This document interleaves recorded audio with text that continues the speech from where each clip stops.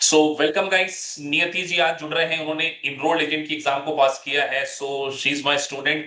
और नियति जी ने अपनी स्टडी में काफी गैप हो गया था। ऑलमोस्ट 10 ईयर गैप हो गया था नियति आपको। ऑलमोस्ट टेन, ऑलमोस्ट उसके टेन। बाद आपने इनरोल्ड एजेंट को ज्वाइन किया। और तो नियति जी सबसे पहले कैसा फील हो रहा है इस एग्जाम को पास करके? As I told you sir, it was beyond imagination. मैंने जी कभी नहीं सोचा था। सेल्फ डाउट बहुत सारे थे, but I just remember your words. जब भी मैं एग्जाम सेंटर में जब मैं एंटर हुई ना, आई डिजर्व बेटर एंड जी। This is for me. वो ना ऐसे सराउंडिंग ऐसे चल ही रहा था बार बार, आई डिजर्व बेटर, आई आपको डिजर्व नियति जी बेटर। मेरी एक बात याद होगी, जब आपने व्यूअर्स भी देखेंगे कि मैंने नियति जी को बोल दिया था कि मुझसे पूछे बिना आप अगर एग्जाम देंगे तो आप पास नहीं होंगे, और फिर नियति नहीं जी का होंगे एग्जाम पोस्टपोन कराया। और आज देखिए उन्होंने सक्सेस की। तो इसके बारे में क्या कहेंगे आप? Sir. Seriously, you are brilliant. पहले तो आपको पता होता है कि कौन पास कब होने वाला है। ऐसे पता है ना जी कि you you can see far beyond anyone else. तो जी आपको पता चल जाता है कि ये बच्चा क्या कर लेगा और ये बच्चा क्या नहीं कर पाएगा। तो मैंने जब प्रिपेयर करना शुरू किया था, you told me you can not पास।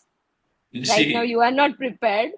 तो I got for August appointment, and then इस बार आपसे बात नहीं हुई थी, बट यू सेड दैट कि you scored 87% in mock test, तो it is okay, you can go. तो नियति मैं आपसे ये भी क्वेश्चन पूछना चाहूंगा कि एग्जाम में जो डिफिकल्टी लेवल है वो कितना है, मतलब जैसे एक बीकॉम स्टूडेंट को कितना डिफिकल्ट लगेगा ये एग्जाम, अगर मैं आपसे पूछूं?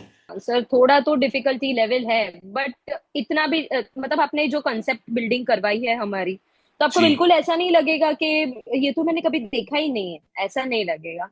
जी that is something you have taught. और आप थोड़ा सा अपने क्लासेस को उस टाइम पे रिकॉल करोगे, आपकी बातें जो मुझे याद आती थी क्लासरूम में, वहां पे जो एग्जामिनेशन हॉल में, दैट क्लियर्ड माय पॉइंट। क्योंकि कुछ क्वेश्चंस ऐसे होते हैं जिनके दो आंसर्स तो आप इजीली आउट कर सकते हो कि जी ये दोनों तो नहीं होंगे, पर दोनों जी। में एक इक्वल लेवल का कंपटीशन होता है कि ये भी राइट हो सकता है, वो भी राइट हो सकता है। तब थोड़ा फ्लैशबैक में जाओ और उसके ऊपर सर्च करो कि सर ने ऐसा कुछ बोला था क्या, सर ने ऐसा कुछ बोला था, ऐसा कुछ मैंने सुना है।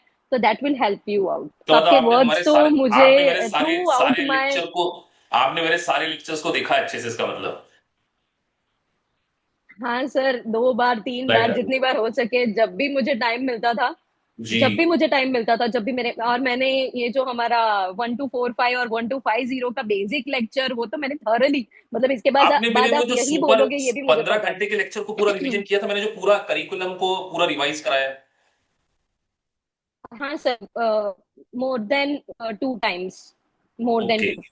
उसमें क्या होता था कि मुझे कभी कभी ऐसे डाउट आते थे कि इतना पूरा वास्ट सिलेबस है, तो इसमें से सब कुछ तो पूछा नहीं जाएगा।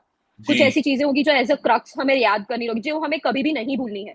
तो मुझे जी ये बार बार याद करना था कि ये चैप्टर में से मुझे कौन सा इंपॉर्टेंट टॉपिक कभी भी नहीं भूलना है। बाकी कुछ जी एक बार रह भी जाए तो दैट इज ओके, पर ये जी। तो चीजें मुझे परफेक्टली याद होनी चाहिए। तो वो सुपर, ये sorry, that revision lecture help me out a lot for that. आप थोड़ा सा व्यूअर्स को बताइए कि मॉक टेस्ट कितना इंपॉर्टेंट होते हैं। जैसे आपने मॉक टेस्ट को पास किया था या नहीं किया था? जैसे हम लोग 2 मॉक टेस्ट लेते हो, मैं जनरली बच्चों को बोलता हूँ कि अगर आपने मॉक टेस्ट को पास किया है उसी के बाद आपको एग्जाम देनी है। तो मॉक टेस्ट कितनी इंपॉर्टेंस बहुत ज्यादा इंपॉर्टेंस है उसका सर। बिकॉज जो हमारा एक क्वेश्चन होता है ना मॉक टेस्ट का, it will cover 2 3 questions of exam. है? जी ऐसा मैंने सर ने, हमारे जो एग्जाम सेंटर में वन लाइनर क्वेश्चंस बहुत सारे थे। जी। मतलब टू द पॉइंट ही आंसर दो। कैलकुलेशंस मुझे बहुत कम देखने को मिले, फेज आउट लिमिट कहीं पे भी मुझे याद नहीं रखनी पड़ी। मतलब आपको मगअप करने की जरूरत नहीं है, और आप अगर ऑलमोस्ट चीजों को केवल नहीं है। Application based examination. अब नियति जी मुझे आप थोड़ा हाँ, सा ये बताइए एप्लीकेशन। कि अगर हम इस एग्जाम के बारे में बात करें तो एग्जाम का जो कंटेंट है वो थ्योरी बेस्ड था या आपका न्यूमेरिकल्स आपको ज्यादा देखने को मिले थे, अगर ऐसा कुछ याद आता हो आपको? हाँ सर, न्यूमेरिकल्स नॉट मच, जिसमें आप 30 का रेशियो रख सकते हो, 30% न्यूमेरिकल एंड 70% जो है ना, 70% प्रोविजन उसमें भी बेस्ड। प्रोविजन बेसिस, और उसमें भी लॉजिकल भी क्वेश्चंस थे सर, कि जी। As an EA what will you do, कि अब आप अगर। नियति जी से आप गुजरात से हैं, आई गेस आप गुजरात से ही हैं। तो यस आप जैसे यस। आप खुद भी देख रहे होंगे कि गुजरात में इनरोल्ड एजेंट की काफी वैल्यू, तो आपको किसने सजेस्ट किया कि यू शुड स्टार्ट द ईए? थोड़ा सा जर्नी व्यूअर्स को आप बताइए। हाँ सर, जैसे मैंने बोला कि हम एक फैमिली गेट टुगेदर में बैठे थे, और मैं एक डाउट अपना वहां पे कन्फ्रंट कर रही थी कि मुझे कुछ करना है अपनी लाइफ में और मेरा सेल्फ ग्रोथ नहीं हो रहा है, तो one of my brother has suggested you should start EA. तो उतना बोल के तो वो तो चले गया। जी उसके बाद मैंने अपना जो रिसर्च है वो स्टार्ट किया, और रिसर्च मैंने जीरो से शुरू किया था सर। जी जीरो से मतलब मैंने क्या है ईए, इसका क्या इंपॉर्टेंस है, which are the best classes, तो सबसे पहले आपका नाम आया। जी तो AKPIS मैंने बहुत सारे स्टडीज किए थे, मैंने बहुत सारी जगहों पे ऐसे रिसर्च किया था, बात की थी। Then I opt out AKPIS and जी आई हैव जी no regret. Thank you no thank you regret sir. Thank you Niyati ji for sharing your valuable thoughts. Niyati ji आप थोड़ा सा और स्टूडेंट को बताइए कि अगर बेसिक फंडामेंटल स्ट्रांग होना कितना जरूरी है, बिकॉज हम लोग जो बच्चों को पढ़ाते हैं वो बिल्कुल स्क्रैच से पढ़ाते हैं। तो आपने हमारे बेसिक फंडामेंटल सेशन को अटेंड किया था या डायरेक्टली आपने क्लासेस को अटेंड किया? सर फंडामेंटल सेशंस ओवर हो गए थे जब मैंने ज्वाइन किया था। I join late August last year okay maybe. So जी फंडामेंटल सेशंस पर मैंने उसके रिकॉर्डिंग्स देखे थे। उससे क्या हुआ था कि एक्चुअल कंसेप्ट पता चला था कि जी कैपिटल एसेट तो है, पर कैपिटल एसेट कहाँ पे अप्लाई होगी, और 1245 1250 1231 क्या सब कुछ है, वो सब बेसिक से ही क्लियर होगा। Though you are teaching in our regular lectures in depth, but फिर भी basic lectures are as much important जी as it is. अब मैं थोड़ा सा आपसे ये पूछना चाहूंगा कि आपने टाइम मैनेजमेंट कैसे किया? जनरली बच्चों को मैं एडवाइस देता हूं कि 3.5 आवर में पेपर होना चाहिए। मेरी बात में कई बच्चों को बोलता हूं कि आप जल्दी पेपर, आपका पेपर कितने टाइम में कंप्लीट हुआ था?